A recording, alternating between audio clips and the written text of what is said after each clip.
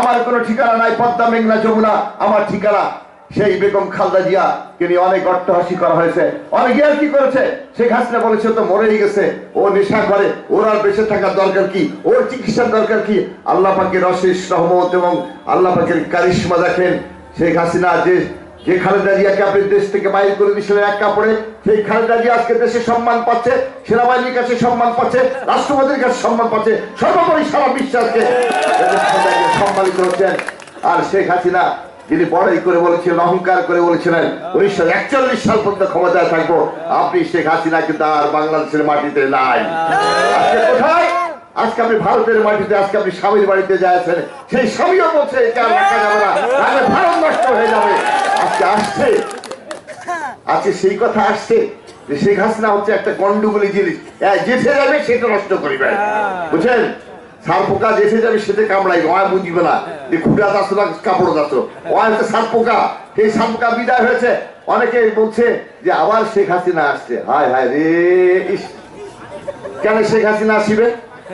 কেন ফিরে আসবে শেখ হাসিনা? কেন অত্যাচার করতে ফিরে আসবে? কেন শেখ হাসিনা আসবে আমাদেরকে অত্যাচার করতে, নির্যাতন করতে? কেন শেখ হাসিনা ফিরে আসবে দেশের সম্পদ লুটপাট করতে?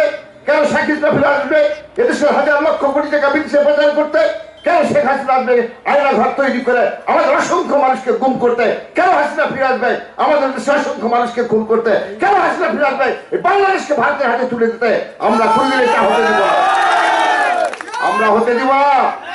আজকে সকল মানুষ ঐক্যবদ্ধ হয়েছে।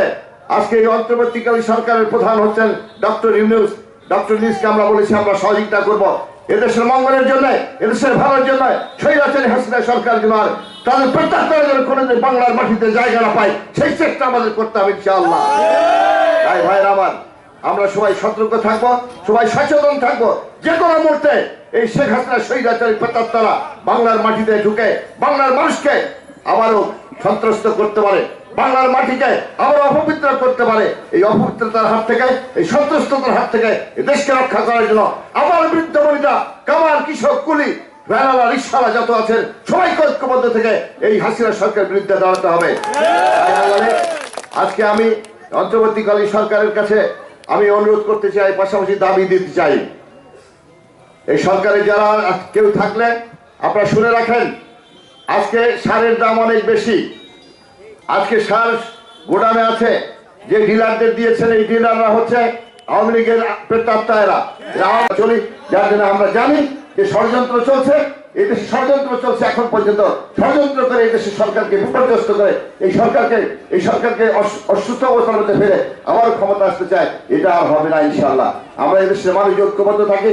আজকে একটা জিনিস হয়েছে, আজকে বুদ্ধিজীবী দেশে সকল দল মত একসঙ্গে মিলে একই সঙ্গে গেছে, বুদ্ধিজীবী ইয়াতে আপনার কি বলে যে স্মৃতিসৌধে গেছে, সবাই একসঙ্গে গেছে। শুধু আমরা আগামী দিন ঐক্যবদ্ধ থেকে আমরা এখানে কাজ করব। আর একটা কথা বলতে চাই, খানসামা চিনিবন্দরের মানুষের সাথে আমার একটা আত্মার সম্পর্ক রয়েছে। আমি বাড়ি বাড়ি খানসামার বাড়ি বাড়ি আমি গেছি।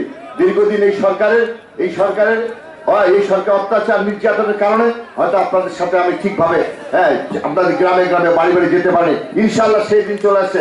আমরা আগামী দিনে কর্মসূচি নিচ্ছি। এই কর্মসূচির ভিত্তিতে আবার আপনাদের বাড়ি বাড়ি গিয়ে মা বোনদের সাথে দেখা করার আমরা সকল প্রক্রিয়া সম্পন্ন করে নিচ্ছি। ইনশাআল্লাহ আপনারা আমাদের সাথে থাকবেন। আগামী দিনে জাতীয় নির্বাচনে আমরা যে অংশগ্রহণ করি সবাই মিলে ঐক্যবদ্ধ থেকে ধানের ভোট দিয়ে আমাদেরকে জয়ী করবেন, আমাদের বেগম খালেদা সরকারকে ক্ষমতা দেখবেন। এই আশাবাদ ব্যক্ত করে আপনারা সবাই ভালো থাকুন, সুস্থ থাকুন, এই প্রত্যাশা দোয়া জানিয়ে আমি আর বক্তব্য শেষ করছি। আল্লাহ হাফেজ। বাংলাদেশ জিন্দাবাদ, বাংলাদেশ জাতীয়তাবাদী জিন্দাবাদ, বাংলাদেশ জাতীয়তাবাদী কৃষক দল জিন্দাবাদ। আসসালামু আলাইকুম। আদাব।